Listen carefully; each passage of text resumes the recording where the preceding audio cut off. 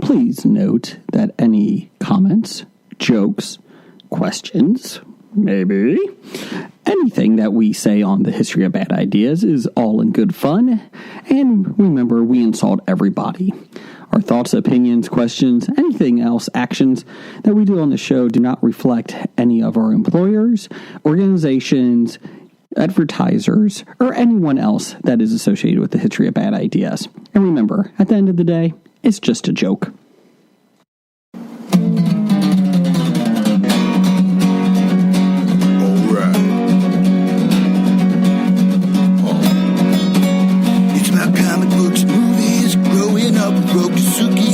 Superman before Zack Snyder ruined him. Michael Keaton was the best Batman, while Christian Bale was just deadpan. No one remembers the other ones. Princess Leia in bikini and Transformer Lamborghinis. Please don't let Shia LaBeouf ever act again. Please, God, no. Remembering tales from the crypt, back when Michael Bay wrote good scripts. He wrote scripts. All right here is no mystery. It's the history of bad. It's bad. It's the history of bad. So bad. It's the history of bad ideas. It's the history of bad. It's bad. It's the history of bad. So bad. It's the history of bad ideas. Podcast. Welcome to the History of Bad Ideas, episode 550. I'm Jeff. I'm Jim. And that's all you get tonight. Suck on that suspension. Jason's not here, so I just sneak into the Bob studio. Well, I'm glad you did, because I was sitting here alone. Well, as soon as I heard he wasn't going to be here, I'm like, I'm in. It's like everybody else got a better offer this week. Well, Brian is introducing his new foster dog to his house, so he's going to spend time with them. Blake got back from vacation, I think, and had a bunch of work and had a bunch of dental work done today. Ooh, dental work sucks. So he's hopped up on Novocaine. And Jason just doesn't like us. I'm going to go do family stuff with my family. Yeah, family. Huh. Well, I hope that they're enjoying themselves. I hope so. I'm just shocked that they invited Jason to join them. I know. Can you enjoy yourself when Jason's with you? I don't know. Well, we can badmouth Jason only once. He probably won't listen to this. Yeah, I can't blame him, because I wasn't here last week because I failed my intestinal fortitude check. And you rolled a 2. It wasn't a fumble. But, yeah, I didn't listen to last week's episode. So I am happy to see we've got the snacks filled back up on the table. We want to thank Dr. Dana for the Jolly Rancher gummies. And then Doug for bringing in the Dunkaroos. And we still have these cookies and cream Dippin' Dots that Jason hated last week, but Brian thought was delightful. So I have not had these Dippin' Dots yet. And they even saved us some of the Everything Bagel Pringles that they tried last week. So we can give our opinion on what they tried last week. And apparently they haven't tried these Dunkaroos yet. Nope, but we're going to. So we'll be getting into the Dunkaroos. There is no blueberry soda left over. It might be in the fridge. We didn't check. I think you only brought like one can. Oh, okay. I mean, I see we got the cups, the tasting cups already off to the side, so I was hoping, but no. But we've got things to try, so do we want to try one first before we get into anything else? Sure, we should probably do what? Do you want to do the Dunkaroos first instead of the new one? Go for the new one first? We'll go for the new one first. All right. So these are the Dunkaroos. They are vanilla cookies and a rainbow chip frosting. The thing asks us, what's your dunk? Do you dunk it? Do the Dunkwich or the Dunkin' Scoop? I'm having a hard time getting it open here. They are individually wrapped, like it's half a dozen little cookies and a pool of frosting. I am going to do the sandwich. I think I'm going the Dunkin' Scoop. So here's the little Dunkaroo, and this was supplied by Dunkaroo Doug. By Dunkaroo Doug. Well, thank you, Doug. I will scoop.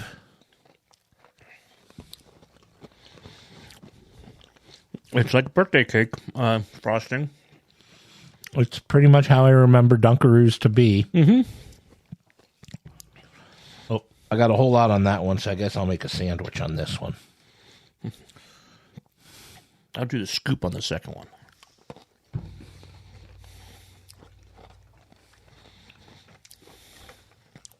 Well, I think I like the sandwich better.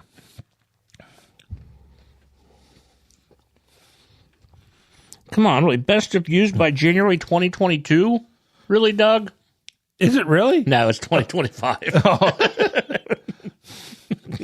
I mean, that's just a best if date, so I'm fine with that. But especially for something as full of sugar and preservatives as Dunkaroos are. Well, they're tasty, so thanks, Doug. There's still some left over, so those who didn't get any this week. Unless somebody's has a friends over for a slumber party and they eat all the That's food true. here again. We can sneak into the green room and get into our Dunkaroo stash. Mm-hmm.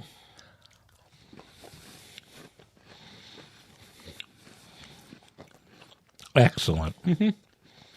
I don't know if I'd buy them, but if they're sitting here, I'll eat them. Oh, that's exactly my feeling. I'm not going to go out of my way to buy these. I don't know how much they charge for Dunkaroos these days, but I'm sure it's probably not worth the price. But sitting here on the table saying, eat me, eat me. So this week's up downs, Jeff, is your up being here this week? My up is, not being stuck on the toilet for a week during a holiday weekend. That was not fun. Yeah, so your holiday weekend was spent inside the entire time. Yep. Did you get to listen to all the fireworks from the neighbors? Oh, yeah. For how many days? It hasn't stopped yet. Okay. I think it's just one house somewhere in the neighborhood that just lights off 4 or 5 every night throughout the summer. So hopefully after Labor Day, they're done. So I read that fireworks are illegal only in one state in the union, and that is Massachusetts. Shooting off fireworks Yeah, is illegal. So looking at Snapchat, some of my guys I know from Massachusetts were setting them off, and then the response was, well, cops just came to talk to us about this. So I asked him, do you guys get busted? And he was pretty much like, they pretty much just complained about having to do this. So they were all pretty cool, and they were just complaining about that they actually have to stop people from letting off sprinklers or sparklers and bottle rockets. Oh, okay. Because I know we've got here in Ohio, we've got some sort of laws and whatnot. They loosened them up in the last 15 years. I know you used to not be able to sell them in Ohio, but I think I have seen them off of I-71 selling fireworks, so I guess it's loosened. Yeah. Because I remember everyone had to go out to Indiana to get their fireworks when I was younger. There's still places, there's still those huge firework warehouses. They're open 24, they're open all season, too. All year. Yeah. Well, obviously, because my neighbor, whichever person in my neighborhood has them. But, so... No, I forgot where we were. My up-downs. Oh, yeah. Being able to be back. Yeah, I missed my first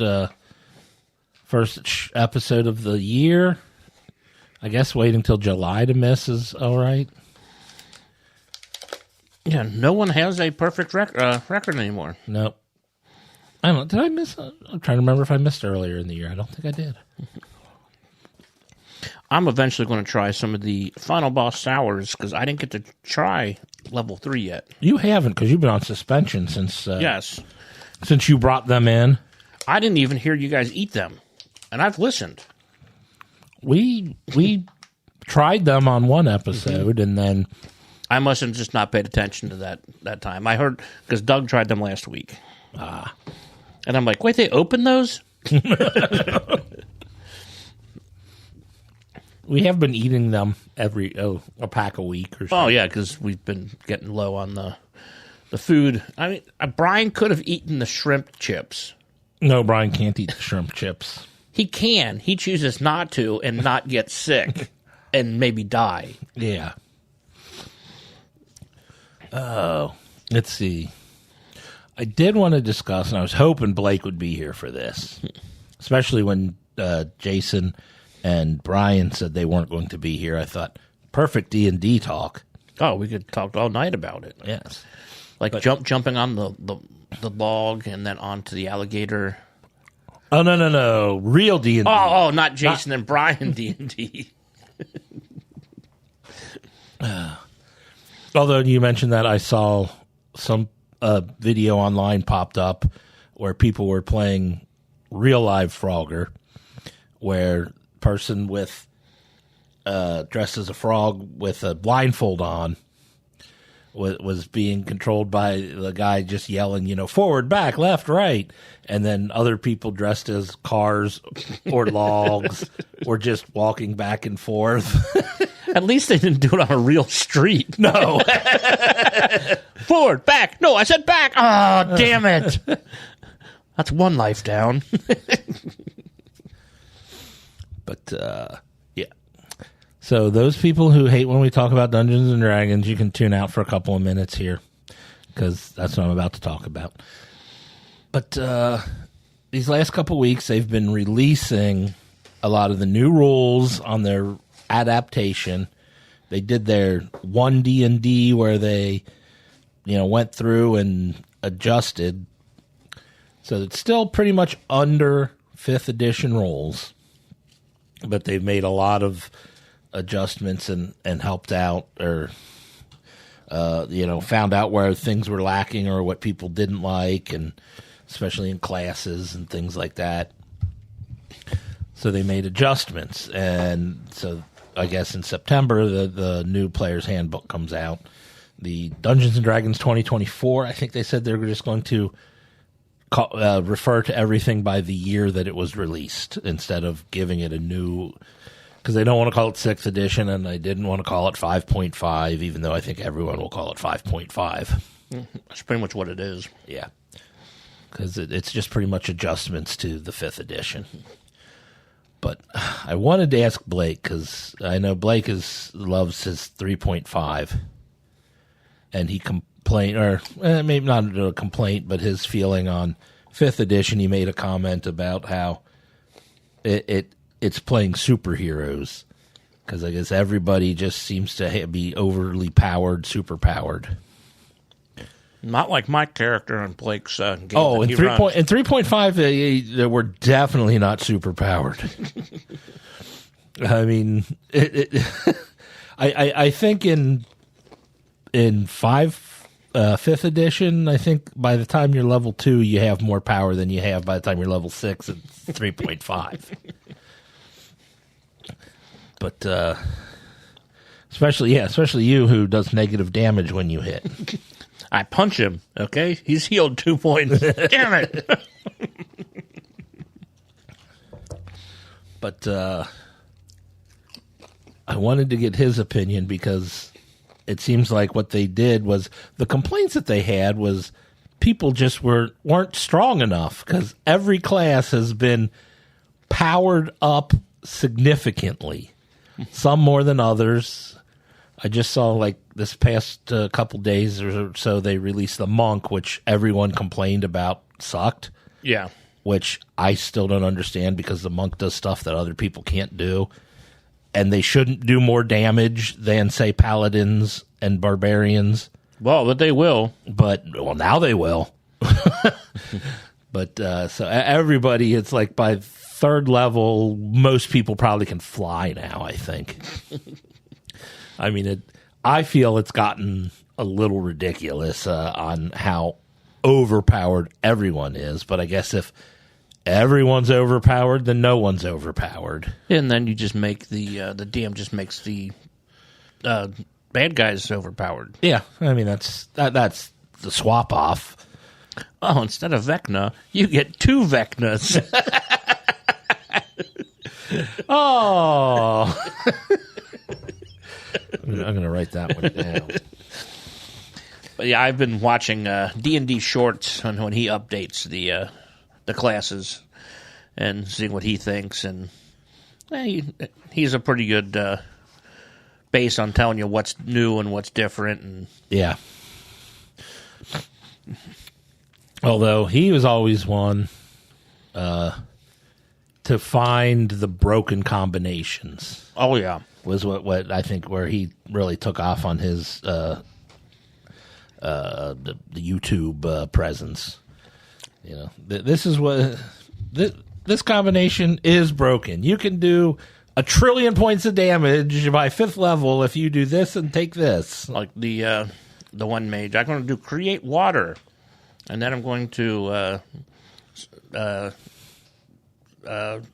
what spell so I can do it again. When you speed, like you speed, like you can do a second spell in the Yeah. Speed it up. So Yeah. You can do 2 spells in one. yeah. Then I'm going to freeze it, but I'm going to create right over this person's head. So that's a 5 foot by 5 foot water that's now frozen on top of this guy. Up, he's dead. Yeah. It's now frozen. At 1,700 pounds. And it's falling.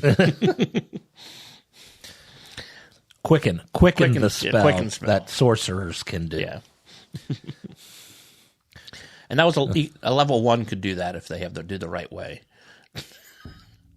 I'm trying to. I don't think you can get quicken spell at level 1 With a variant human and with whatever the side thing. But yeah, he told how to do it on level 1. All right.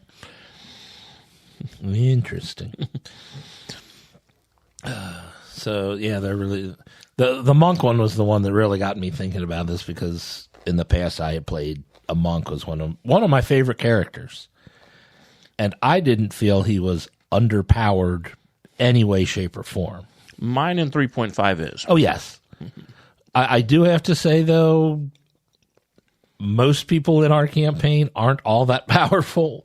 Now you are definitely the weakest one because you've got a negative strength. Oh, for people who know the game, I am a monk. I'm a halfling monk whose strength is 8. So I take a negative on attack rolls and damage rolls. And in 5th edition, you can use your dexterity to do all that. Oh, I'd have +5 then. Yeah. and they boosted that. You can now use, when you're grappling, you can use your dexterity instead of strength. Or shoving, you can use your dexterity instead of... For monks. For monks, yeah. For monks, with their other classes, I don't think can. You could do it escaping the grapple, but to attain a grapple... It was always strength athletics before, and now you can use your dex to hold or move. So it's interesting. But they did nerf the one coolest thing about the monk. What is that? In 5th edition, at 5th level, the monk gets Stunning Strike. Yes. Where you can, when you hit somebody, they have to make a saving throw or be stunned. And you could do it based on key points. You can do it as many key points as... Now you can only Stunning Strike once per turn. Once per turn, yes. I did see that. I'm like, I was able to Stunning Strike. I had a setup where I could Stunning Strike 1, 2, 3, 4, 5, 7 times. With attacks. Well, I don't think I even had enough key points to it, but I could get 7 attacks in a round. But you only do it on once. But I mean, that needed to be done. But it's... Oh, I mean, they boosted everything else, but it's like, oh, it was so cool because you go and you try to, stun everybody and then have everybody else fireball the crap out of them, and they have no saving throw because they're stunned. and yeah, but no. Well, you have evasion, and you can take Yeah. half damage, and if you miss, then you take zero. Damage. Yes, it's like go ahead and hit it because I'm going to evade it. But anyway, they nerfed the best part about the monk with the stunning strike. Well, I'll do Blake's I'll do impersonation of Blake. Oh, it sucks. Okay, thank you. I'm Blake. Yeah. It sucks. I'm wondering because next month Blake is going to Gen Con, and he said he's got some 5th edition games lined up. I'm wondering if they're going to run it the 5th edition or with the 2024 rules. I'm intrigued. Well, we will find out when he goes. So I know Blake's not listening to this, but I'll discuss it with him. Well, if you can't make it to like Gen Con, is there any like expos you want to go in Cincinnati? Oh, you can go to the Cincinnati Comic Expo. Oh, when is that? That is October 18th through 20th? Yes, thank you. At the Sharonville Convention Center. There will be a lot of people, like Hobie will be there. Yes, we will be. Brad. Old Man Brad. Old Man Brad will be there. We got Ming-Na Wen. Katie Sackhoff. John Rhys Davies. Yes. And a whole lot of X-Men 97 voice actors. Pretty much most of the cast. I'm sorry. I found it. Hold on. I'm Brad. Okay. And Jeff, I know Jason said thank him for taking over and doing the board. Yes. Did he run the board great last week? No. Oh. He found the bullhorn. Oh, no. And he was using that as like, oh, this is going to be our theme music for this. And it would be, and he kept on hitting it. Oh, no. I apologize, everyone. I didn't want to be sick last week. So we will do our best to keep Jason off the board. And yeah, I'm going to have to move the board to the other side of the table because it's far out of Jason's reach because I'm tired of him even reaching over and hitting buttons. I think we'd rather have DJ Fat Fingers erase the episode than Jason use that bullhorn as much as he did last week. Wow. It got annoying. Let's see, what did I watch this past week? And if I knew it was just going to be us, Jeff, I would have watched the last couple episodes of The Acolyte so we could have talked about it since we were the only ones that watched the first couple episodes. Thank you for everybody agreeing to do that and then not.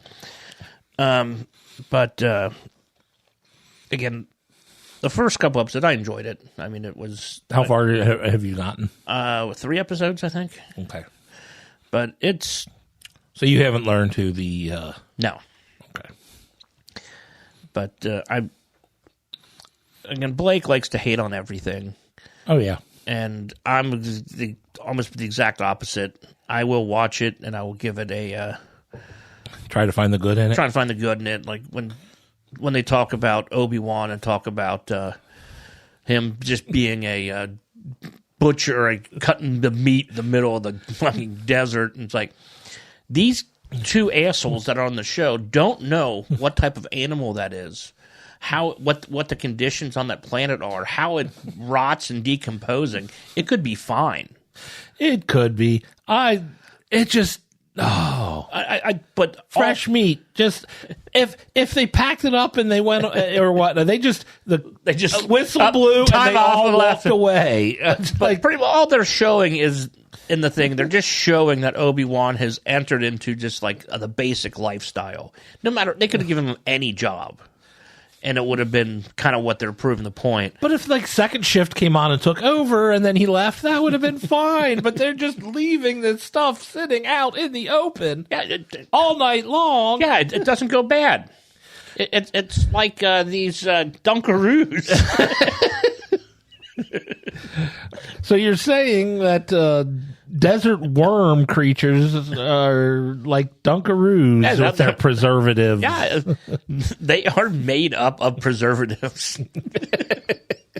It's a big It's a big gummy worm. It looked like meat, but I guess just slop a slice of gummy. Giant gummy worms. That's what they're killing.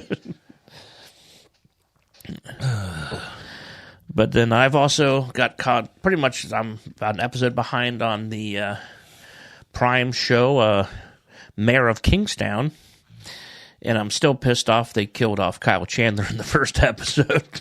Spoilers! I haven't watched. But if they didn't, none of this stuff would have happened in the next 2.5 seasons. Because he would have taken care of that shit.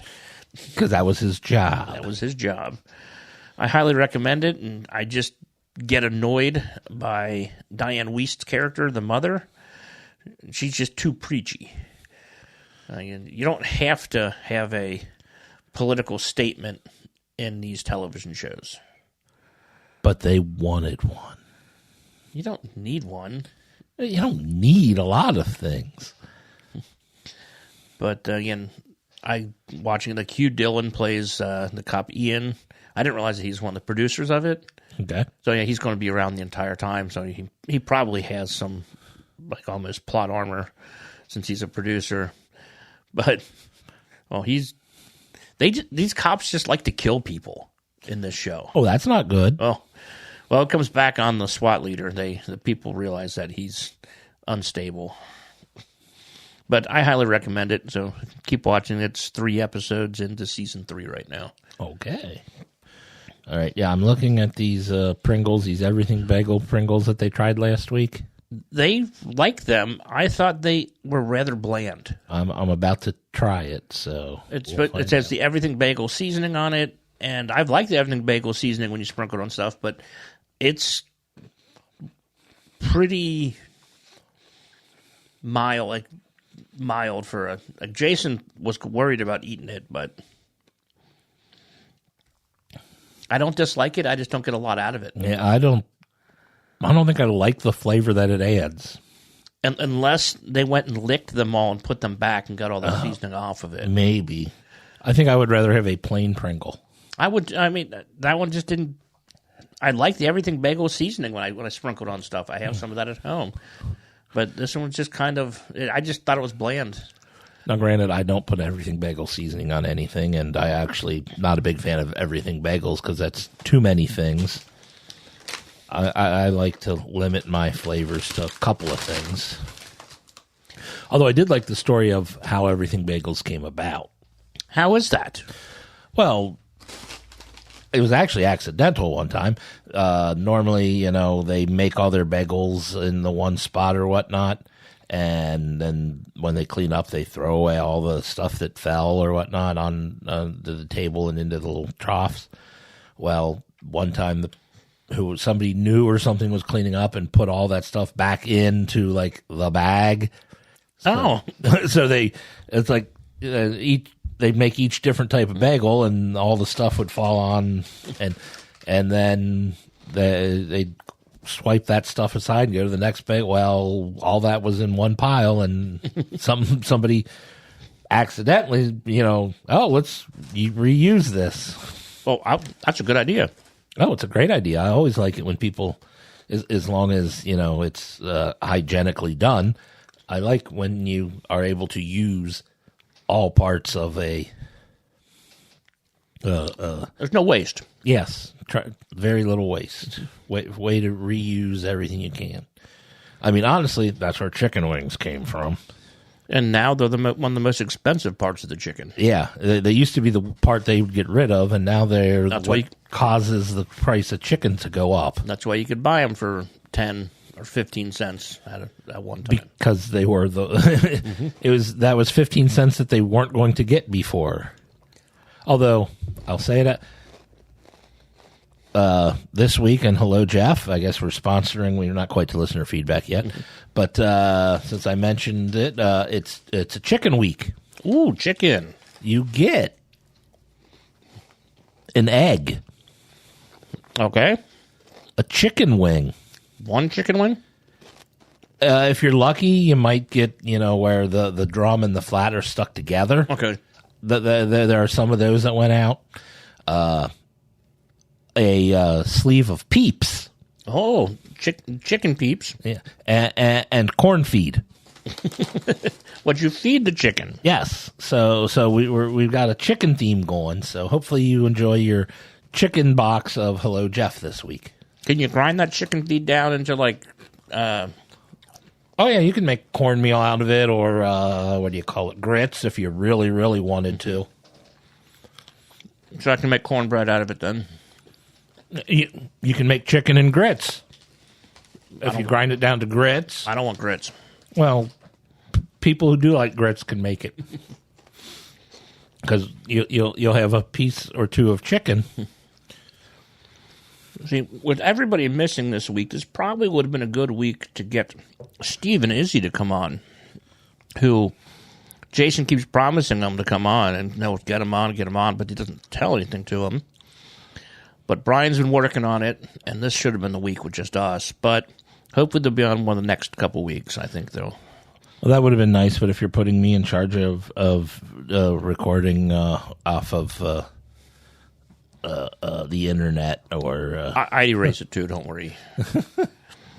I mean, I learned my little recording thing here, even though I learned some things on what not to do the wrong way. The next thing we're trying are the Dippin' Dots cookies and cream that Jason did not like, that Brian thought was delightful. Oh, these look really good. And I agree with Brian. So these are like puffed up balls? It's like popcorn type thing. I could finish the rest of that bag. I don't dislike them, but I think my expectation was too high. Okay. They're not as good as I was hoping. Yeah. But I mean, from Ollie's, I mean, how bad can you go? I mean, they were still in Within the date? Yep. And they are gluten-free. Thank goodness. I did bring my gluten sprinkler so I can sprinkle a little bit in the bag and shake it up around so they all get gluten on them. Okay. And then you're talking about Steve and Izzy. We have a promo code. If you go to Untidy Venus, it is what, Hobie Pot? Hobie Pot? I think it's Hobie Pot. Hobie Pot, and you get 28% off, or? 20. Yeah, 20. Oh, I thought you said 28. No. I'm like, Izzy loves us and all. 20% is still a great value. I have a nice Snackosaurus pin on my book bag. Do any watch anything else, Lucas? We go to the social media poll of the week. Let's see. Well, we haven't talked about House of the Dragon, and I think we're both caught up on that. We are both caught up to House of the Dragon, which is probably my favorite show on right now. It is currently the only show that I will pretty much watch close to, if not when it is released. It does stick pretty close to the printed material. Well, from what I like about it, I haven't read the printed material, so everything is new to me. But from what I understand, obviously the printed material isn't very specific. It's kind of written in the tune of historians writing things. Yes. So there's a little skewed perspective. So they can change something without saying, oh, they're going against the book, because the book is just like this guy's written record of what he'd heard had happened and might not have known the intricacies of what actually happened. Like the entire... I read it, but it was a few years ago, so I'm not like the entire naming Aegon king and the misunderstanding that went on there. I don't remember that completely being in the books, but it makes it's a pretty good story. Yeah. And then things like, I guess this week was the first dragon fight, first Dance of Dragons. Well, other than other than Rhaegar taking out Lucerys and other than that, I mean, that wasn't really much a fight. No, it was ass beating. But I guess from my understanding, it was like a paragraph. This whole battle was pretty much just, it wasn't long, but I knew the outcome of it. Right? Yeah, they let it's pretty much, that's what they told you was the outcome. And so like everything else, kind of how it happens and whatnot is all open to interpretation. So the writers kind of have a good free reign to do that, just as long as they hit the right beats set up by the story. And I don't know. And then the acting is actually pretty good, and Acting is great. And it's a weird episode for Damon. Oh yeah, that might be my least favorite part. Is the Damon psychoses, and I guess the ghosts of Harrenhal affecting him. Well, there's pretty much the ghosts you saw are people who were kind of blocking his way to the throne. Yeah. Yeah. Well, I mean, come on. His brother was the king, so all of his brother's children and their children would have a higher claim than him anyway. And even his cousin had a good claim too. Yes. But she was female. Well, she actually had a better claim than Viserys. Mm-hmm.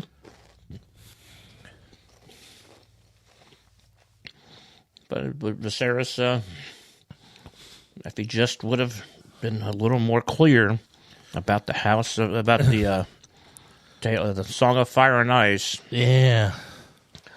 then there wouldn't be this entire war, and Rhaenyra would be queen. Well, that's the thing. You watch it, and every time somebody doesn't do something, you're like, oh, man. But it's like, we already know that all what's going to happen for the most part. We know that the Civil War is happening because we all saw Game of Thrones or read Game of Thrones, so we know this is history in Game of Thrones. That we're just learning the hows and whys, but it's like, okay, there was the Dance of Dragons where the Civil War between the families. So it's like, oh, yeah, if Rhaenys just burned the crap out of the entire Greens when she busted through the dragon pit. Yeah, None of this would have happened. And it's like, but then they wouldn't have a story or a show. What do you think of Sir Cole? Kristen Cole? Kristen Cole. He's a tool. He's all mad at Rhaenyra and pissed at her, and then goes ahead and does the same shit with Alicent. With Alicent, and like he's like innocent in all this, and it's like, no. But he might be the best general to lead troops. But unfortunately, he realizes that his troops mean absolutely nothing when they have nukes. Well, yeah. Well, no, he. I mean, this past episode, the whole thing was to draw out the dragon. But then when he sees it firsthand of what it can do, no matter what planning you have, it's just kind of like, oh, shit. What I didn't understand is how everybody didn't see what this was. Oh, you mean, this is just luring it out. They should have attacked King's Landing. Yeah. Melis should have gone to King's Landing. Go to King's Landing, and because, I mean, one, their spies weren't good enough to notice Vorgal, the largest creature ever, to leave and go hide. But it's like, okay, everyone is saying we were expecting him to go to Harrenhal, but he's going to Rook's Roost. Rook's Roost. Something's wrong here. It's like, yeah. It's close. It's a trap. Yeah. It's close to Dragonstone.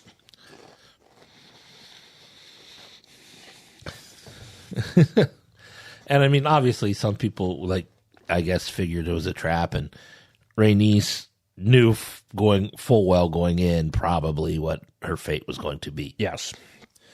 She, as the one who had been against using dragons to fight in these wars, knowing what their capabilities are, but being the one who stepped up and went into it, probably figured that she was what she was getting into. Next, we have our social media poll of the week. All right. With it coming away from the 4th of July weekend, it is, what is the best film to watch on Independence Day? Jason put up a bunch of choices out there. He put up The Patriot, Born on the 4th of July, Jaws, Independence Day, Hamilton, Apollo 13, Air Force One, Top Gun, Captain America First Avenger, Rocky IV, and Armageddon. There were about 40 people voted on this. And in last place, the only movie that Doug did not vote for was Born on the 4th of July with 0%. No one wants to watch that on the 4th of July. Then next, tied with 2%, Apollo 13 and Armageddon. Again, Armageddon's just a bad film no matter what Jason says. Yes. And Apollo 13 is just kind of long and boring. Oh, I love Apollo 13. The thing about Apollo 13 is I tend to watch that at any time of year. It has nothing to do with Independence Day. Yeah. And then next, at 5%, tied, Jaws and Hamilton.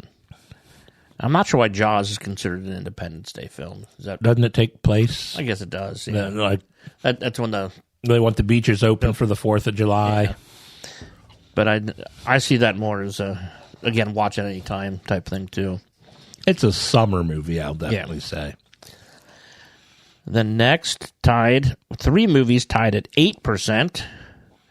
The Patriot, Top Gun, and Jeff's least favorite Rocky film, Rocky IV.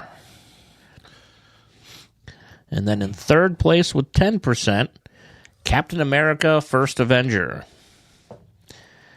And then 13% to 35%, Air Force One at 13%, and the number one pick was Independence Day on Independence Day. What day did the Independence Day come out? I thought it was July 4th. It was July. I saw it on July 3rd on a sneak preview. Oh, okay. What day did Independence Day 2 come out on? July 4th? No, something like May 9th. Oh, okay. I remember commenting like, why isn't this coming out on the 4th of July?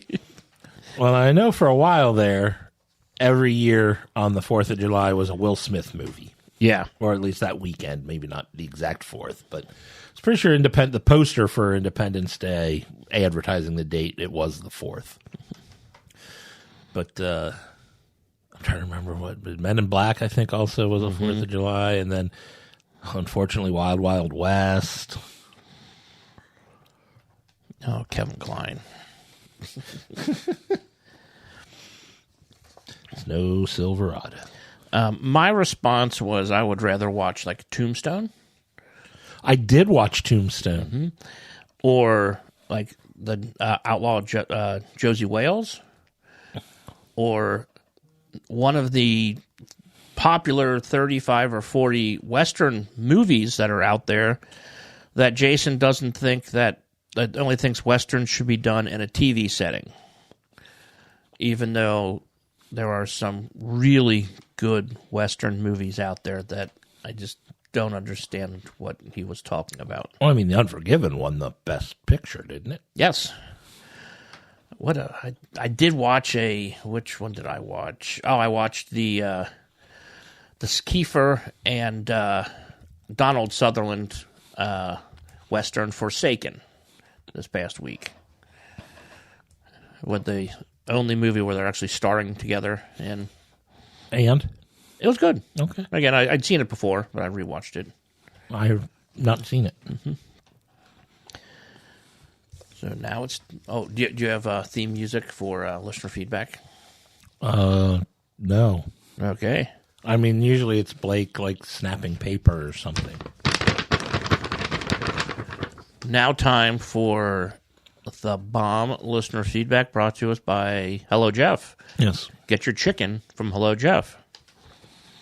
We have from that one guy, Apans. Dunkaroo Dog. The Jewel of the Licking. The Kurt Rambo expert. the Sunny D. The Hammer. Seven. The Screwdriver. The Whale. Whale hands. Beaver nuggets. Doug. I have a Worsley nominee. Per Fox News, Alan Ray McGrew, 41, set a large firework device on top of his head and ignited it on Thursday on a subdivision street in Dorchester County Sheriff stated. The device exploded while on the top of his head, causing massive head injuries. The sheriff's office said McGrew was pronounced dead at the scene. The man was showing off, according to the incident report. McGrew's wife told deputies they were having a block party on July 4th and that her husband had been drinking for several hours before the accident happened. Really? The report said McGrew's wife was telling him to stop when the firework went off, and witnesses saw him collapse. Ironically, Independence Day is McGrew's favorite holiday, according to his wife. I saw a different report on this other than the one here Doug shared. Independence Day is not McGrew's favorite holiday. It was his favorite holiday. He was dressed up as Uncle Sam, and I guess he had the whole thing, and I guess I saw a thing where they talking about his last words was he was pretty much expressed his love for his family. I guess his son had just got engaged, and they were welcoming a new daughter-in-law to the family along with the Independence Day party, and he just fireworks and alcohol do not mix. On the first one I read, pretty much it said it was accidental set off. Did yours say that he set it off on his hat or something? It didn't get specific that he lit it. Oh. They did say in the one I read that he lit it. It didn't really get in specifics as what, if how or why or whatnot he put on his head. If he was trying to launch it, I didn't quite understand what was going on there, but it was, they said, his wife and family were trying to stop him, and I don't think they realized it was lit at the time even. So, Well, congratulations, Alan Ray. You might be up for a Worsley. You might get a Worsley Award this year because that is pretty dumb. Well, let's celebrate Independence Day. Woo! Next, we have from Nipsey Logan at Logan35Nips. I like the handle. Since Nathan's hot dog eating contest is over, what is one food you could eat a lot of and never get tired of? Brian's answer is the Jolly Rancher gummies.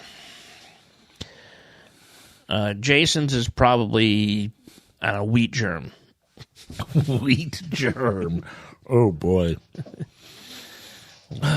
Well, so far what I've learned, I have not gotten tired of the Sour Patch Oreos yet. Unfortunately, they're hard to come by, so I want to see how many I have to eat before I get tired of them. I saw them at a couple UDFs. Ooh. But they were a little more expensive. Ooh. Yeah. Something that I don't get tired of eating. I mean, it's tough. If you have enough of something, you'll. But something I could eat in a competition. Yes. And eat a lot of. It used to be chicken wings, but again, I just don't eat as much as I used to. My record was 76. Oh, jeez. There was 20-cent wing night where we went, and myself and my friend each got 50, so each had $10 worth. Got the side of fries, just beers, watching baseball. That's more than $10 worth, isn't it? 20 times 50. Oh, yeah, okay, maybe not. Uh-huh. I can't do math. So we were doing that, and then we're still watching baseball, having beers, and he had some left over, so I started eating off his plate. And do you mind? I said no, and then had a couple more beers, watched the rest of the baseball, and we get done. We're sitting there, we're cashing out, and he's like, I had 24 wings, and I looked down, and they were all gone. And I'm like, nope, okay. But that's when I was running a lot, so I was taking in a lot of calories and burning them. I mean, there are a lot of things that, when I started eating, most of these candies, I can continue to eat and eat and eat. I mean, it's kind of that addicting thing. Like you get that sensor in your brain saying, "Oh, this is good." Or hot dogs are not a good food to begin with. So to have to eat a bunch of those, especially Nathan's hot dogs, ooh. I mean, I understand why Joey Chestnut wanted to sign somewhere else. With the Impossible Dog? And I've never had the Impossible Dog. I can't imagine that, even though it has no meat in it, that it's as bad as a Nathan's hot dog. Yeah. We are not going to ever be sponsored by Nathan's hot dogs. Next, we have. I hope that answered your question. I'm going to go chicken wings, and Jeff went with Oreos. Specifically. Yeah, honestly, regular Oreos I can get sick of. Yeah. What about the peanut butter pie Oreos? Those are tough to get sick of. Oh God, peanut butter cups. I could just eat those. I get a little tired of those. It just. But like anything, you eat enough, you get. Yeah. Next, we have from Molly C. ABC at Molly538. If you were offered $100,000 to get a Haktua tattoo on your leg or arm, would you do it? Now, this offer is a guarantee offer, right? Not someone saying, "Oh, well, if you do it," and then renege on it. Now, if you do it, you get $100,000. I would. I probably wouldn't. $100,000 would pretty much solve all my problems in life. I don't have any tattoos. I was going to wait till I got something I wanted. It depends how big. I mean, the design of it. I mean, they're saying, arm or leg, so I'm assuming it's not, you're not getting a full back piece or something like that. But for $100,000, yes. Maybe if you do the actual Haktua girl as a pinup. I mean, the exact design, I guess, is... You do her as like a pinup and then just like Haktua at the top or something. I mean, I don't know what the design is. And obviously, if there are stipulations about cover-ups or at least putting it into a sleeve so it gets obscured, I mean, I wouldn't have a problem doing that. Which Ink Master contestant would you have give you your tattoo? Oh, I would probably go. What's her name? Ryan Ashley. Ryan Ashley would be. I would prefer. She's really good.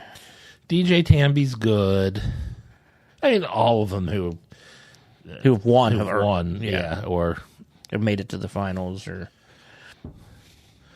I mean, they've very seldom done bad tattoos, and when they do, pretty much the reason is because they got something that they don't want to do with a canvas who was... A difficult canvas on a style that they're not used to. Yeah, with a very strict time limit. So I would avoid anybody who goes by a nickname. So sorry, Boneface, you're not doing my tattoo. What about Doom Kitten? No, Doom Kitten is not. God, I just rewatched that season, and I'm like, Doom Kitten annoyed me the entire time. So, and Ryan Ashley's probably the good choice. And then we have from the Pop Culture Cafe at TPCCAFE_EH. TPC Cafe, eh? Regarding your real-life Jurassic Park article last week, what would be the most dangerous animal to create that combines two animals? Mine is the saber-toothed penguin. Ooh, saber-toothed penguin sounds very dangerous. With this, while we think about the answer, I will go and talk about Jason's choices for the media poll last week. All of his choices were, like, dangerous.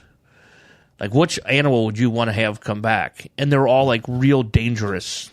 It's like... Oh, Dodo wasn't one of the options? Dinosaurs. Is Dodo a dinosaur? It's not a dinosaur, but it's an extinct animal. Yeah. And it's like, I don't know. I'd bring the Stegosaurus back because they're only dangerous if you attack them, really. They're a vegetarian. And yeah. And Just don't get too close to the Thagomizer. Yes. Thank you, Gary Larson, for naming that part of the Stegosaurus. But, yeah, I mean, if it has to be a dinosaur, but I mean, personally, if I want a extinct animal, I want the dodo back. I mean, from what I've learned, they were pretty damn tasty. Yes, from What Was He Doing in the Shadows? Yes. I mean, Nandor needed it for his wedding feast. Okay, what would be the most dangerous animal to create that combines two extinct animals? Oh, it's got to be extinct animals? Yeah, this is two extinct Well, it's not animals. extinct because penguins aren't extinct. Oh, okay. I mean, I think some sort of flying shark.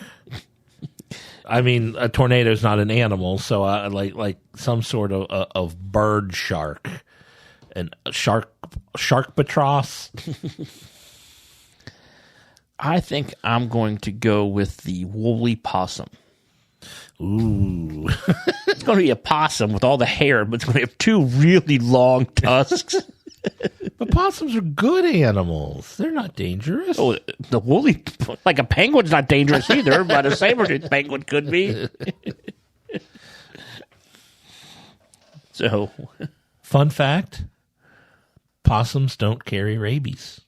they can, but it's only in a very small percentage. Okay, possums don't get rabies. Yes. How's that? But And they eat mosquitoes. they eat a lot of the bugs that bother people. Mm-hmm. I'm like, if they just didn't look so creepy. That's the problem the possums have, is they just look creepy. If they looked like cats, they would be cooler. Even if they look like raccoons. Yeah. We got corrections From you. from Jim now. Jason, the Dave Attell Comedy Central show that he was trying to think of, Sleepless or it's Insomniac. Insomniac. It was an amusing show when Yeah. you go around. My favorite was Alaska. That was, he would, late night after the comedy show, they would go around Yes. throughout the night. And he was up in Alaska for the All day, all night. Sun all night. sun all night. So, and then finally we got from Professor Number One at Doc Number One. Blake missed last week. Is he in Alaska again? No. Where did he go? He go to Florida? Something like that. But somebody is in Alaska, I think. I heard Henno was in Alaska. Dartano is in Alaska. So I mean, if you're going to be in Alaska, now's the time to be in Alaska. yes, Especially considering it's hot everywhere else. I wonder how hot it is in Alaska. I'm going to look that up. oh, we could go to New Zealand. Oh, let's go to New Zealand. Let's do it. That is a trip I would love to make. So we'd go down and say hi to Nikki. She did ask a couple weeks ago Yeah. when we're coming. And I guess after I get my Hock-Tua tattoo where I can afford a trip. So if somebody is willing to pay Jeff $100,000 to get this tattoo, he will do it. He doesn't have any tattoos currently, so it'll I be do not. first. I'm not a tattoo. Yeah. Now, what is the weather in Alaska right now? At Anchorage, Alaska, on Tuesday, they have 62 degrees Fahrenheit. That is a heat wave in England. Well, all I know is that's damn right chilly where we are right now. we were in the low 90s, high 80s to low 90s. Yes. But Fahrenheit. This is all Fahrenheit, Fahrenheit. because Fahrenheit is a superior air temperature scale. the guy I follow on some social media is a British guy in America, and he was like, I think they talked about it a couple weeks ago, maybe last week, about he's on the trying to decide, like, people in Britain are complaining about their heat waves, Okay. and they say that U.S. are kind of babies because we have air conditioning everywhere. And then the response to that was, yes, but U.S., we set our air conditioning between like 72 and 78 degrees. And the guy's like, that is the temperature of the heat wave. The heat wave? Oh, in no. England. He goes, so they set their houses. I just found that amusing. That is funny. Do you have any music for News of the Geek? Oh, I should probably look ahead and get all that stuff taken care of, huh? I kind of just surprised. Brought it up on you. Well, no, I should see. We just did the Professor number 1 question. I should be ready. Let's see. I think it's this button. It's time for another installment of the News of the Geek.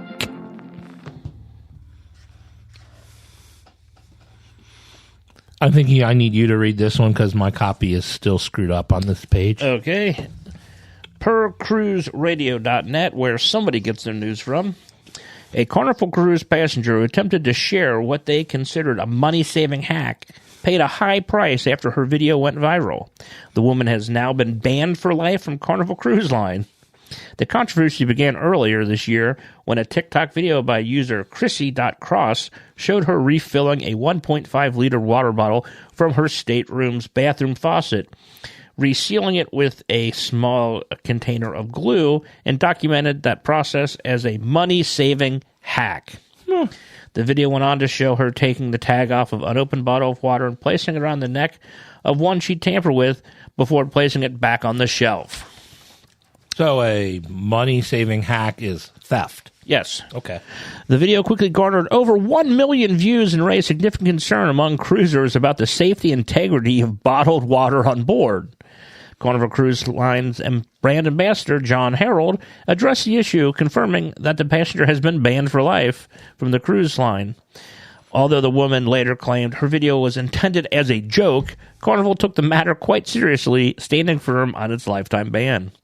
The video, which showed Carnival-branded water bottles and stateroom amenities, sparked a wide debate on social media. Many cruisers, whether on Carnival or other lines, expressed concerns about how easily that water bottles could be tampered with. Several suggested that a copycat might use the same trick, but put something dangerous in the water. Notably, Carnival has faced criticism for the rising cost of bottled water. For the price of a 12-pack of 16.9-ounce bottles has surged from $4.95 to $14.95 in less than 2 years, over a 202% increase. Oh, so just matching the raise of prices on everything else. Yes. Okay. Yeah, that lady's an idiot. Pretty much so. Yep. I don't. 99.9% of the quote-unquote hacks that I see online Are theft. are theft or stuff that is really doesn't make anything easier. It's like, or I could just do it the regular way and save time. Or people like doing the cooking hacks. Oh, you can. This is a cooking. Yeah, okay, this is a cooking hack. I'm going to use, or like, the woman made mashed potatoes using Pringles, and this is a hack for making mashed potatoes. Or if you just want to use, if you don't want to make real use the potato flakes. Yeah, they sell things to do that. Yes, or use potatoes. Yeah.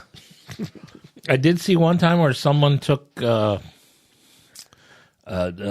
spaghetti to make fresh pasta. They ground it up into a flour. They ground it up into a flour and made fresh pasta with ground. And they did a shitty job of making and rolling out the pasta. It was the thickest frickin' pasta I've ever seen. Just get flour and water. Or you can do egg noodles or egg and flour.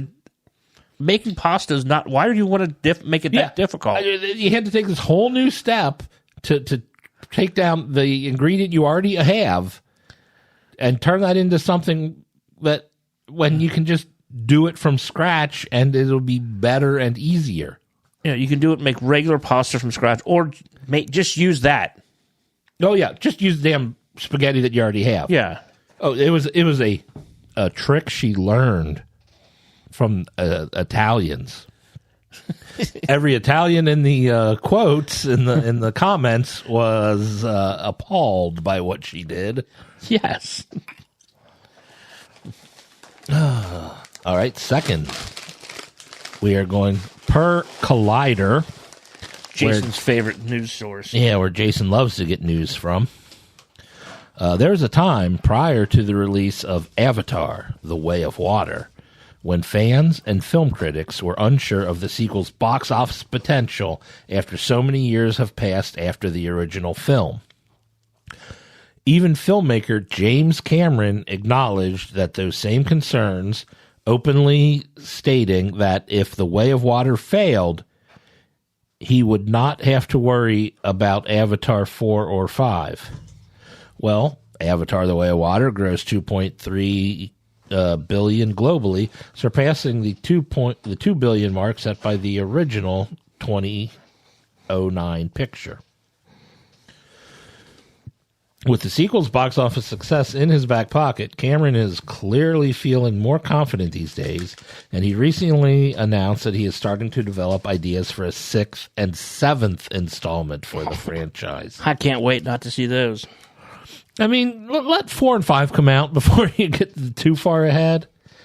Speaking to Collider, Cameron said, "We're fully written through movie 5, but I've got ideas for 6 and 7, although I'll probably be handing the baton off at that point. I mean, mortality catches up. But I mean, we're enjoying what we're doing, we're loving it, and we get to work with great people." Well, that's true. He does work with great people. People like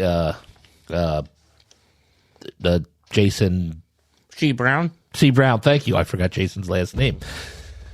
Jason C. Brown, who works on the Avatar movies with James Cameron, a friend of our shows. It says so on his IMDb page. The site went on to add that Cameron told him that he views Avatar as a franchise that can continue to expand over the years, much the same way that George Lucas and Gene Roddenberry watched Star Wars and Star Trek expand beyond their initial conception.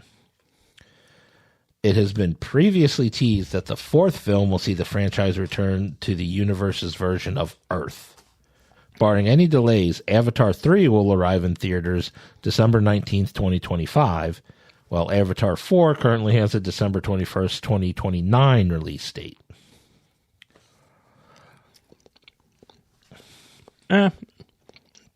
If people want to watch it, then go watch it. Yeah, I mean, I have not seen The Way of Water. I was not a fan of the first Avatar movie, so I had no desire to watch the sequel. Maybe someday I will. Maybe not. Maybe not. Now we have...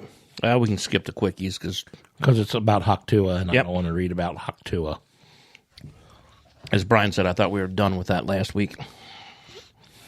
So next we have our box office news and report. It's time for Box Office Bombs.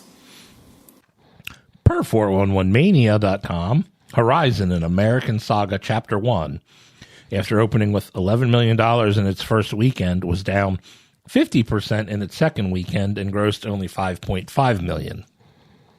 The film has only made $22.2 million domestically and $22.8 million worldwide, and against at all $50 million budget is a loser. Did Kevin Costner lose his house on this one? He might be losing his house. You know, maybe we should talk about movies that did make some money at the box office. So what made money this week? Coming in at number 1, Despicable Me made another 75, wow. It made $75 million in its opening weekend, a total of 123 because it was a long weekend. So it had a Thursday added to that. But 123 total, 75 million on the weekend for a budget of $100 million. Like, it opened, Wednesday?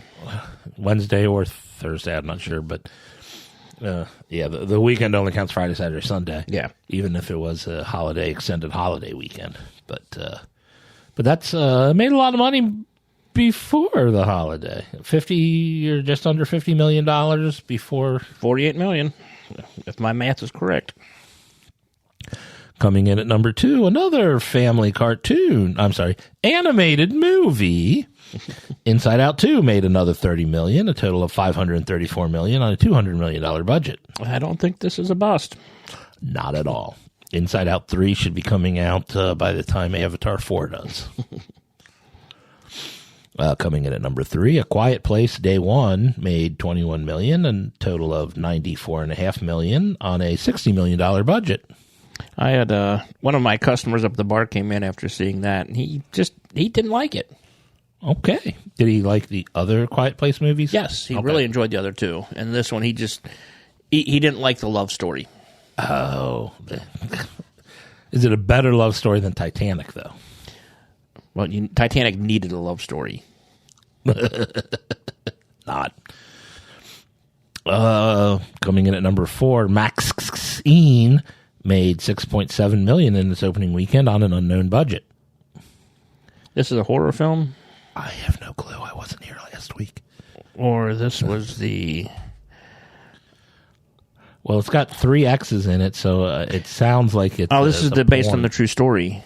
1980s Hollywood adult film star, aspiring actress Maxine Minks finally gets her big break, but as a mysterious killer stalks the starlets of Hollywood, a trail of blood threatens to reveal her sinister past. And it's based on I believe, a true story. Oh, sounds interesting. Coming in at number 5, Bad Boys Ride or Die made another $6.6 million, a total of $177.5 million on a $100 million budget. Will Smith just won't go away. Well, I mean, yeah, I guess if you slap enough of the right people, you can go away. I guess Chris Rock just isn't this isn't a big enough name to get people to stop watching your movies if you slap him. Nope. And upcoming, we have Fly Me to the Moon. Fly me to the moon. Marketing maven Kelly Jones wreaks havoc on launch director Cole Davis's already difficult task. When the White House deems the mission too important to fail, the countdown truly begins. Scarlett Johansson, Channing Tatum, Woody Harrelson, Colin Jost.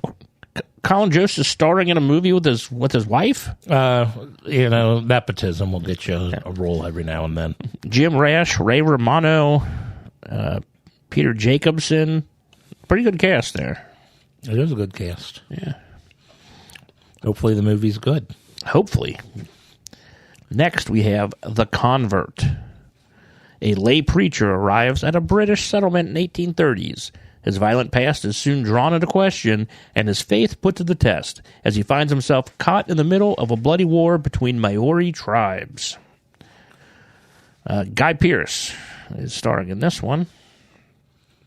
And a bunch of Maoris. Names that I can't pronounce, or I would do a bad job and sound like Jason. And we don't want to insult the people of the Maori descent. Yes. We also have coming out, we have National Anthem. A 21-year-old construction worker in New Mexico joins a community of queer rodeo performers in search of their own version of the American dream. I don't know anybody in this. Charlie Plummer, Eve Lindley, Renee Rosado. Yeah. But after that, we do have... It sounds like it's a bunch of gay cowboys eating pudding. Yeah, that's exactly what it is. Gay cowboys eating pudding. Thank you, Matt and Trey. We have Long Legs. In a pursuit of a serial killer, an FBI agent uncovers a series of occult clues that she must solve to end this terrifying killing spree. Malika Monroe is Agent Lee Harker. Looks like the serial killer is... Jeff's going to love this one. Okay. Nicolas Cage. Oh, a Nick Cage movie. But we have a Blair Underwood sighting. So Blair Underwood is still acting today. After Long Legs, we have Sorry, Not Sorry. An inside look at Louis C.K.'s fall and return to the spotlight. The interviews include fellow comedians and women who spoke up about his sexual misconduct. It is starring Louis C.K. Oh, really? Surprising it is starring Louis C.K. Can people be redeemed after they've been in this stuff? Is there... Well, part of it is admitting that you screwed up. They've made mistakes. And Yeah. And striving to... be better. make up for. Make amends. Yeah. And lastly, we have Lumina. Lumina follows 4 friends desperately searching for their abductee friend in a DUMB. Dumb. In a dumb. That's what it says. Whether they find their friend or not, in the deserts of the U.S. to the sands of the Sahara, their lives will be changed forever. Okay, that is the great Eric Roberts. Nice, Eric Roberts. Emily Hall, Andrea Vader, Gino McCoy. Yeah. So we have Blair Underwood and Eric Roberts in movies this week. We can need to get them in the same movie together. That would be great. The best of the best 4. Sure, why not? Best of the Best was one of the best movies ever. It's in the title. It is. R.I.P. Chris Penn. No. That was my James Earl Jones impersonation from The Best of the Best. The best time James Earl Jones said no. Unlike Star Wars. So I heard that James Earl Jones has done his last Star Wars voicing Darth Vader, but has signed off on them using AI to recreate his voice. If it's his approval. Yeah. I mean, I'm sure they're paying him to Yeah. get that approval. But, yeah, no. I mean, why not let the character go on, even though you personally have to step away? Yeah, he's not a young person. So.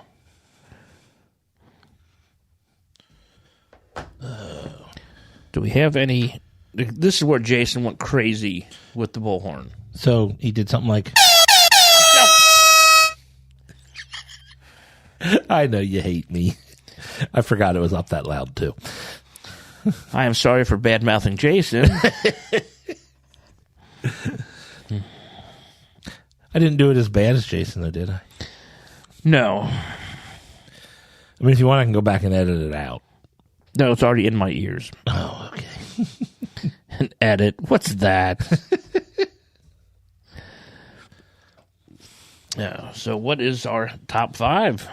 This week, our top 5 is our top 5 ensemble casts. Okay. Television or movies. Whatever you decide. I guess if you decided a stage play or musical, you could do that too. Ooh, maybe I'll write Hamilton in. No, wait, I never saw that. Never mind. Okay, what is your number 5? Number 5, I'm going to have to start with pretty much a movie I throw on my top 5s every time it fits the top 5. Yep. You can turn around behind you and see the Clue poster. It is such a great ensemble cast. It is a great cast. And I probably should put it higher, but it's because I'm always throwing Clue out that it just slips because I'm even starting to tire talking about how great Clue is. But that is my number 5. My number 5 is going to be Hobied. Ooh, okay. I am going to Hobie this with, let's go with Best in Show. Ah, I thought of that. The Royal Tenenbaums.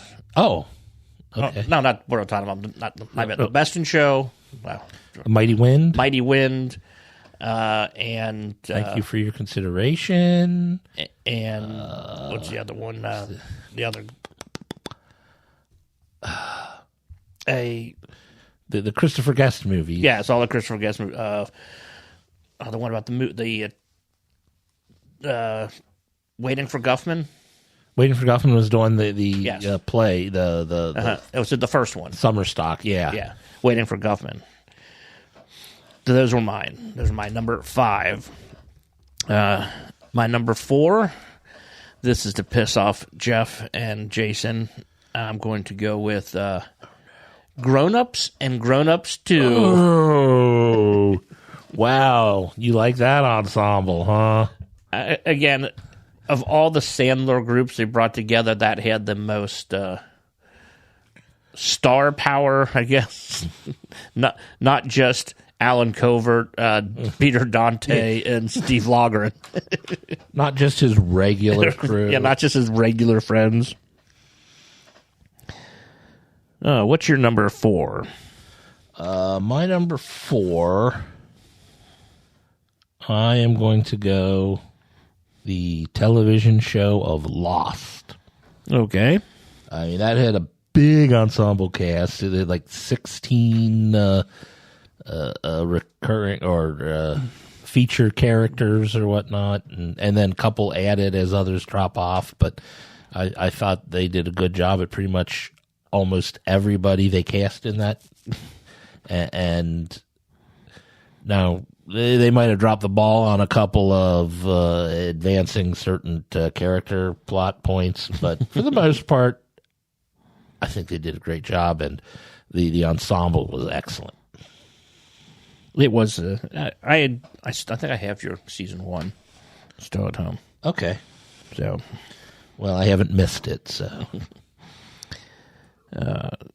So my number 5 or number 3, I read. It will be Hobie. Okay. It will be the Lord of the Rings, the Fellowship of the Ring, Ooh. the Two Towers, and the Return of the King. I had that as an honorable mention. Just again, mainly the Fellowship of the Ring. The Fellowship themselves is but I mean, even other things, but the Fellowship is, I guess, Fellowship it really is the big feels like one. an ensemble. But then you bring in Elrond and Galadriel, Sauron, and Wormtongue and Eowyn, and Eowyn. and everybody's favorite steward of Gondor, John Noble. John Noble. Oh, we didn't even talk about Faramir yet. So that's my number 3. My number 2, I will go with. Wait, are we? Oh, wait, no, I haven't done my 3 yet. Okay, what's your 3? Oh, yeah, I was supposed to do 2 in a row. Yeah, I didn't. Okay, that was my mistake. My number 3. I'm sorry, is I'm hobbying this. Okay, It's Game of Thrones and House of the Dragon. I can understand that. A lot of cast in those, and you can see why they are on the same level. Well, you take Littlefinger is in the first 2 seasons of Mayor of Kingstown. Oh, is he? Mm-hmm. I was about to say, was it? No, I was going to say Homicide, not Homicide. What's the big show everybody loves that was in Baltimore? Homicide: Life on the Street. No, not Homicide. The one with that was on HBO with Idris Elba. Yeah. Yes, it was on HBO. But damn it. Well, we'll figure it out if you want to. My number 2, I just had it up and I pulled it down. My number 2 is going to be The Usual Suspects. Oh, I didn't think of that one. I should have thought of that one. Because once you can include Stephen Baldwin in anything. Yeah, Stephen Baldwin was actually good. He was good. So they did a good job of making him look good. Mm-hmm. What's your number 2? Yeah, my number 2. My number 2, I have Firefly. Okay. And the spinoff movie Serenity. 9 major characters that they all just flow great together. It is such a great ensemble. I have to, again, always makes a list whenever it fits. That was my number 2. Are we doing my number 1 now? Yeah, you do your number 1. My number 1, I've got Parks and Recreation. I just think that cast is so perfect. Everybody does the role that they do perfect.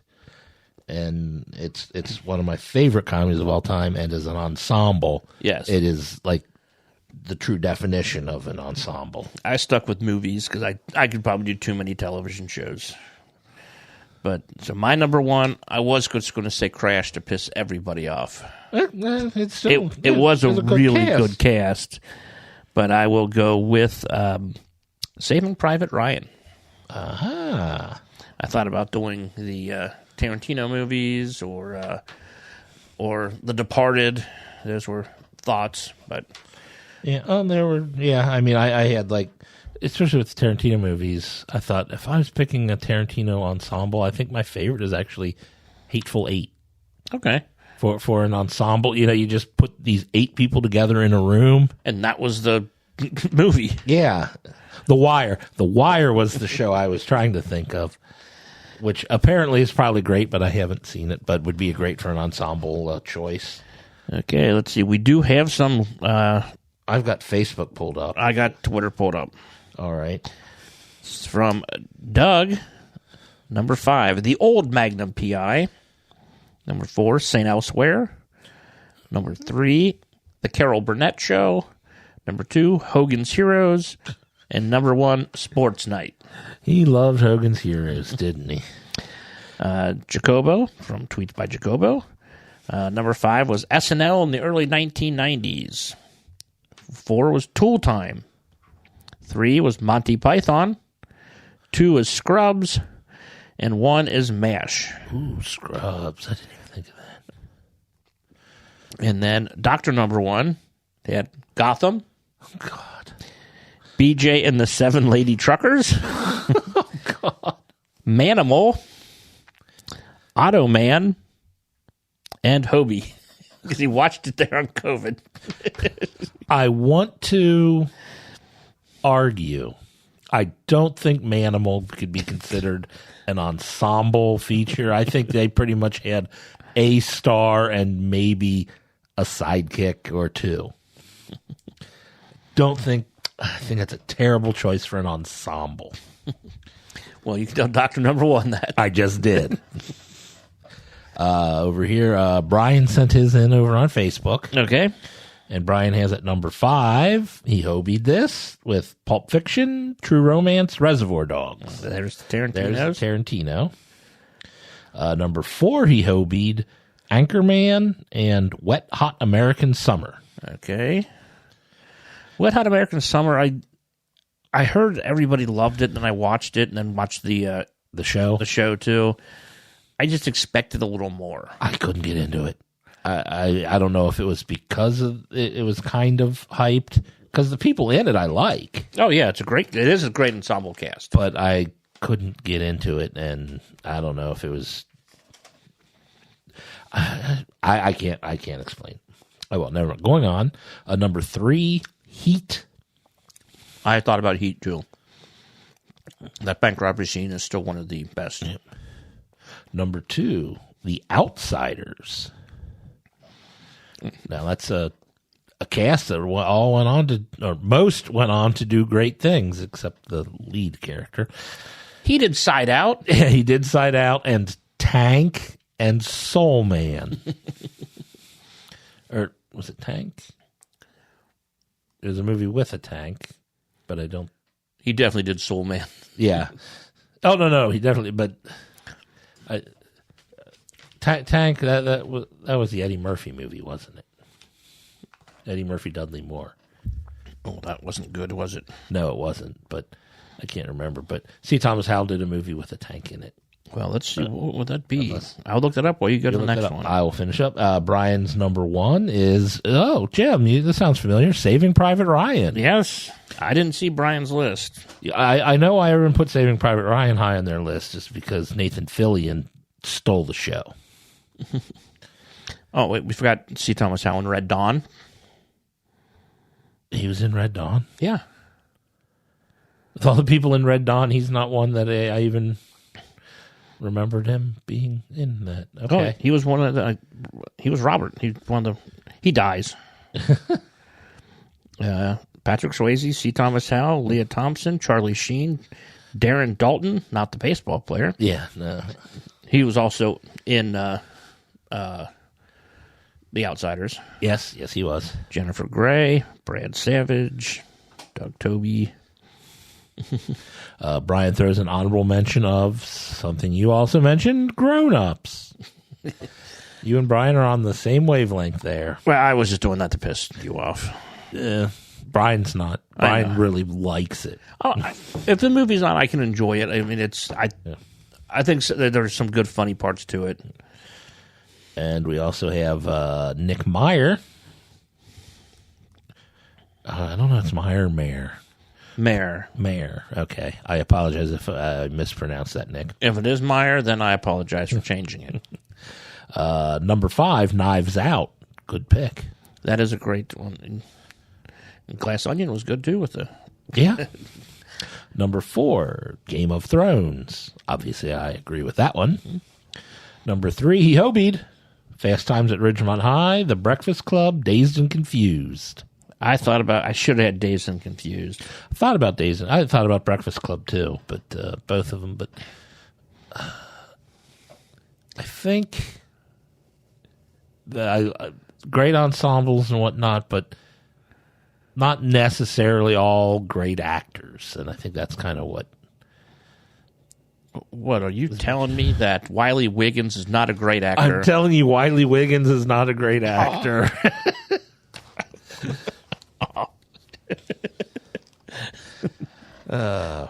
Nick's number 2 is the Grand Budapest Hotel.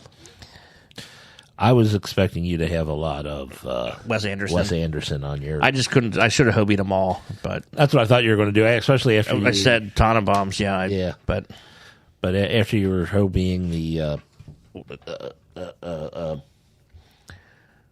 what's his name movies, Christopher Guest movies, I thought you were going to then do a bunch of Wes Andersons. And his number 1, A League of Their Own. Okay. Which I always get suckered into watching.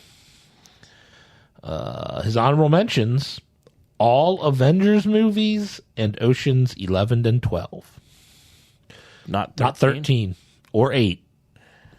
I thought Ocean's 13. I like 13 better than 12. Yeah, 12 was the one over in France. 12 was the one in Europe. 12, especially when I learned the backstory of the story on Ocean's 12. It was a script that a studio already had bought. And then they added the Ocean's characters into it. So it wasn't written around those characters. They just kind of... Did they already have Julia Roberts written into it? I think they might have made slight adjustments to it, but I mean, I think there's a reason why they quickly had them all snapped up and taken away to jail early in the story. Yeah. But yeah, 13 I thought was a little bit better. I watched them all. We were slow at work, and I had them on in the background last week. 8 too? No, 8 was on the next day. Okay. But that's what we had on Facebook for those. So, do you have any honorable mentions? I like my honorable mention. I had the Hateful Eight. Okay, that was the one that I wanted to put on my list, but I couldn't put it ahead of everything else. Like the Ocean's movies were one of mine. Yeah, Ocean's movies I agree with, but I guess since it went up on Facebook with a picture of Oceans, I like whenever Jason throws that out, I tend to avoid the picture unless it's like going to be a definite for me. And then The Bad News Bears, the original one. Oh, that was great. Although, I guess it was more of a Walter Matthau movie with a bunch of kids. But the kids made the movie. But what's wrong with Tanner? He got into a fight with the 4th grade. Which one? The 4th grade. Or was it the 6th grade or whatever? I don't remember. I wanted to say 7th. Grade. Yeah, it might have been the 7th grade. The entire seventh grade. And Kelly Leak never grew. Yeah, Kelly Lee. That's the last time Jackie Earl Haley was the tallest man in the room. The Watchmen, that was a pretty good ensemble group. That was a good ensemble.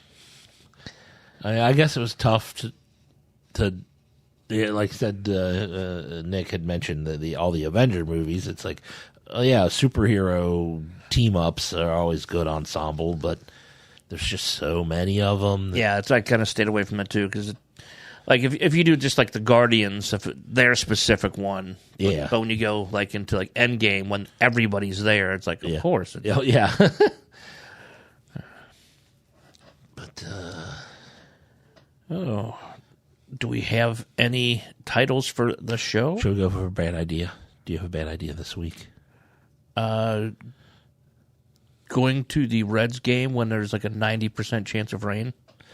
Okay. That's about number 708. Okay. Especially when you're committed to doing something else at the same time. Yes.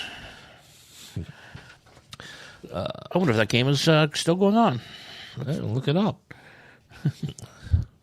But, I only wrote down one thing for a title. I remember when you wrote it down. I wrote down 2 Vecnas. I guess that's the title for the show is 2 Vecnas. No, Jason and Brian will have no clue. No, they'll look at that and say, what? Well, they might have watched Stranger Things. I don't think they'll remember it. I could be wrong, but I doubt they remember it. The Burger family is still at the game because it's in the bottom of the 8th. Are they winning still? 11-6. Ooh, they gave up 6. That's not good. Scored 11 is good, but all right. Did you have any title? I didn't write anything down. All right, so this is 2 Vecnas. 2 Vecnas. What are you going to do? All of our characters are min-maxed. 2 Vecnas. I'm going to throw out 2 Vecnas. How can they both have Vecna's hand? Vecna's got 2 hands. One's the right-handed Vecna, the other's the left-handed Vecna. Well, I hope everybody had fun listening. Yes. Hopefully we could keep you entertained without the rest of the curmudgeons around. And for all those people out there who think our voices sound too close alike and they were hard to tell apart, I'm sorry. It probably sounds like one person talking to himself the entire episode. What a horrible night tonight was. I just sat here acting like 2 people. Good times. Good times. All right. Well, Roger says goodbye. Bye. From Walking Dead to Talking Heads, from comic books to TV sets, there's a history. Not so bad, there's the history. It's the history of bad, so bad. The history of bad, it's bad. History of bad ideas. Podcast. You are listening to a Hobie.